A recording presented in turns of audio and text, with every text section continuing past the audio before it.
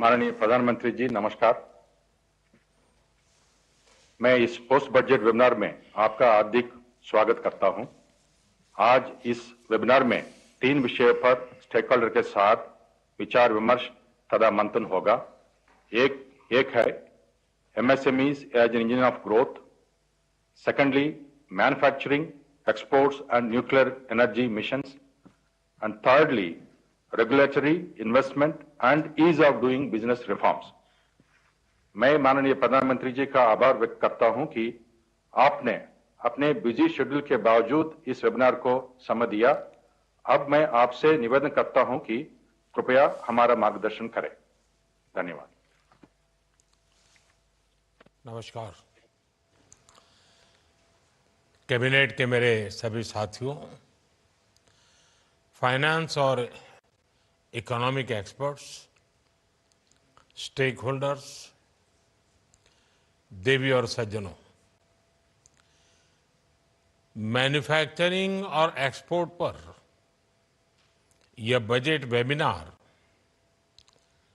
हर दृष्टि से बहुत ही महत्वपूर्ण है। आप जानते हैं, यह बजट हमारी सरकार के तीसरे कार्यकाल का पहला पूर्ण बजट था।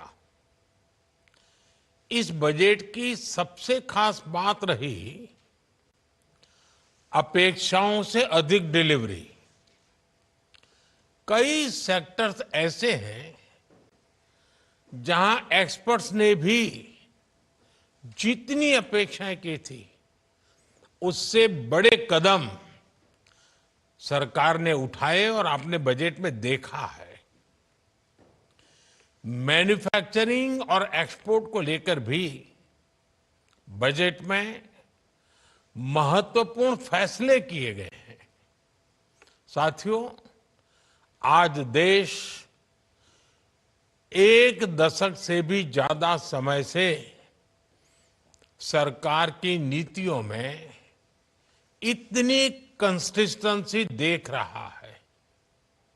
बीते 10 वर्षों में भारत ने लगातार रिफॉर्म्स, फाइनेंशियल डिसिप्लिन, ट्रांसपेरेंसी और इंक्लूसिव ग्रोथ को लेकर अपनी प्रतिबद्धता दिखाई है। कंसिस्टेंसी और रिफॉर्म्स का एश्योरेंस एक ऐसा बदलाव है जिसकी वजह से हमारी इंडस्ट्री के भीतर नया आत्मविश्वास आया है। मैं मैन्युफैक्चरिंग और एक्सपोर्ट से जुड़े प्रत्येक स्टेक होल्डर को ये विश्वास दिलाता हूं कि ये निरंतरता आने वाले वर्षों में ऐसी ही बनी रहेगी। आप मेरे पूरे विश्वास के साथ मैं आपसे आग्रह करता हूं, पूरे आत्मविश्वास से निकल पड़िए, बड़े कदम उठाइए। देश के लिए मैन्युफैक्चरिंग और एक्सपोर्ट ये नए एवेन्यूज हमने ओपन करने चाहिए। आज दुनिया का हर देश भारत के साथ अपनी इकोनॉमिक पार्टनरशिप को मजबूत करना चाहता है। हमारे मैन्युफैक्चरिंग सेक्टर्स को इस पार्टनरशिप का ज्यादा से ज्यादा लाभ उठाने के लिए आगे आना चाहिए। साथियों, किसी भी देश में विकास के लिए स्टेबल पॉलिसी और बेहतर बिजनेस एनवायरनमेंट बहुत जरूरी है। इसलिए कुछ वर्ष पहले हम जन विश्वास एक्ट लेकर आए। हमने कंप्लायंसेस को कम करने का प्रयास किया। केंद्र और राज्य स्तर पर 40,000 से ज्यादा कंप्लायंसेस खत्म किए गए।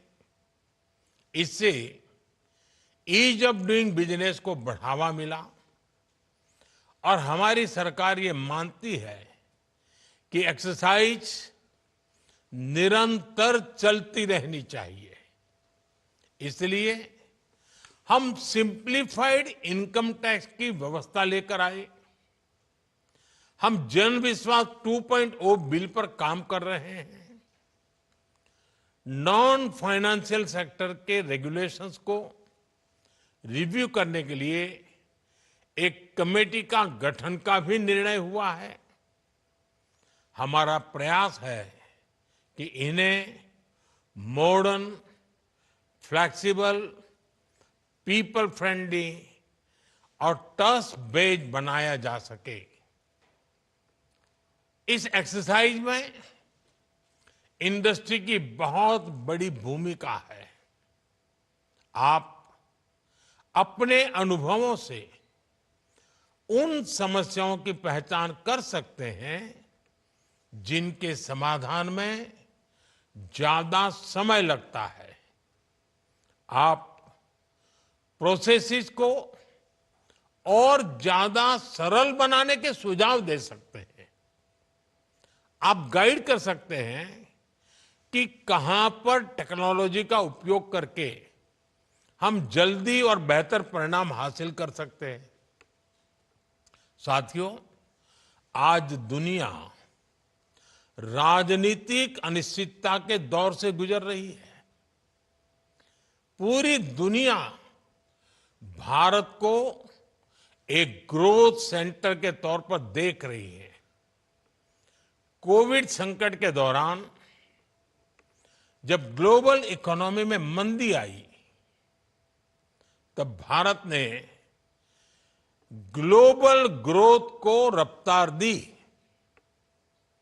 ये ऐसे ही नहीं हो गया।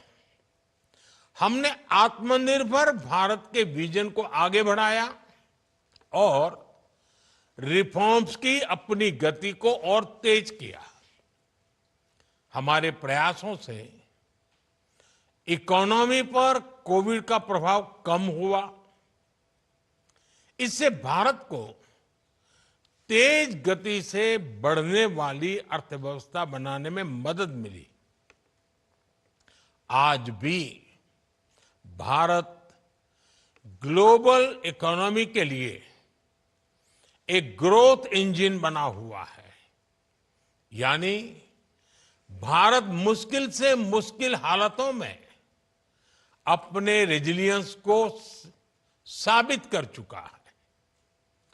पिछले कुछ वर्षों में हमने देखा है कि जब सप्लाई चेन डिस्टर्ब होती है तो उसका असर पूरी दुनिया की अर्थव्यवस्था पर पड़ता है।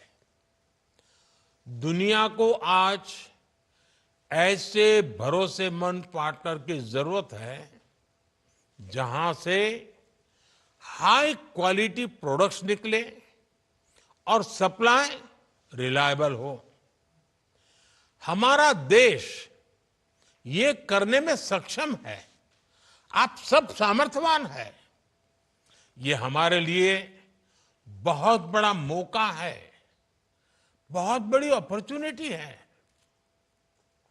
मैं चाहता हूं विश्व की इन अपेक्षाओं को हमारी इंडस्ट्री एक स्पेक्टेटर की तरह न देखे। हम दर्शक बनकर के नहीं रह सकते हैं। आपको इसमें अपनी भूमिका तलाशनी होगी। अपने लिए अवसरों को आगे बढ़ाकर तराशना होगा। पुराने समय की तुलना में आज ये कहीं आसान है। आज इन अवसरों के लिए देश के पास फ्रेंडली नीतियां हैं। आज सरकार इंडस्ट्री के साथ कंधे से कंधा मिलाकर खड़ी है। एक मजबूत संकल्प, ऑब्जेक्टिविटी के साथ ग्लोबल सप्लाई चेन में अवसर की तलाश चैलेंज को एक्सेप्ट करना, इस तरह हर इंडस्ट्री एक एक कदम आगे बढ़े तो हम कई मील आगे मिल निकल सकते हैं।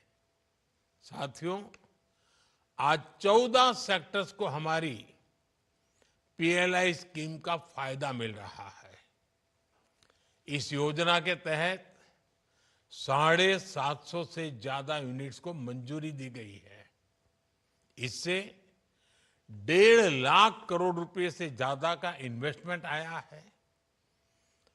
13 लाख करोड़ रुपए से ज्यादा का प्रोडक्शन हुआ है और 5 लाख करोड़ रुपए से ज्यादा का एक्सपोर्ट हुआ है।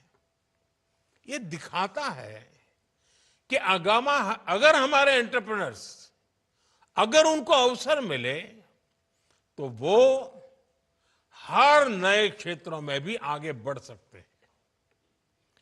मैन्युफैक्चरिंग और एक्सपोर्ट को बढ़ावा देने के लिए हमने 2 मिशन शुरू करने का फैसला किया है। हम बेहतर टेक्नोलॉजी और क्वालिटी प्रोडक्ट्स पर फोकस कर रहे हैं और लागत कम करने के लिए स्किलिंग पर जोर दे रहे हैं।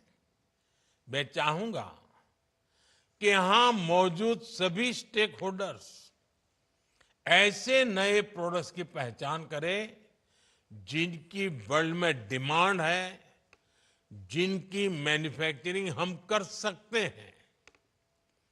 फिर हम उन देशों तक एक स्ट्रेटेजी के साथ आज जाएं जहां एक्सपोर्ट की संभावनाएं हैं। साथियों, भारत की मैन्युफैक्चरिंग यात्रा में R&D का अहम योगदान है। इसे और आगे बढ़ाने और गति देने की आवश्यकता है। R&D के द्वारा हम इनोवेटिव प्रोडक्ट्स पर फोकस कर सकते हैं, साथ ही प्रोडक्ट्स में वैल्यू एडिशन कर सकते हैं।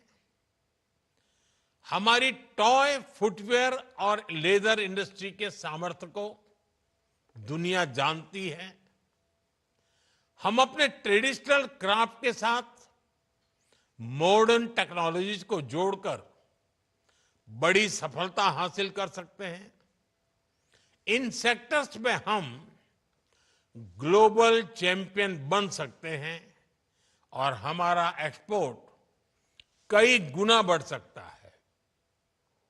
इससे इन लेबर इंटेंस सेक्टर में रोजगार के लाखों अवसर तैयार होंगे और एंटरप्रेन्योरशिप को बढ़ावा मिलेगा। पीएम विश्वकर्मा योजना के द्वारा पारंपरिक हस्तशिल्पियों को एंड टू एंड सपोर्ट मिल रहा है। हमें ऐसे कारीगरों को नए अवसरों से जोड़ने के प्रयास करने होंगे। इन सेक्टर्स में अनेक संभावनाएं छिपी हुई है। उसे विस्तार देने के लिए आप सभी को आगे आना ही चाहिए। साथियों, भारत के मैन्युफैक्चरिंग की, हमारी इंडस्ट्रियल ग्रोथ की बैकबोन हमारे एमएसएमई सेक्टर है। 2020 में हमने एमएसएमई की डेफिनेशन को रिवाइज करने का बड़ा फैसला लिया था। ऐसा 14 साल बाद किया गया।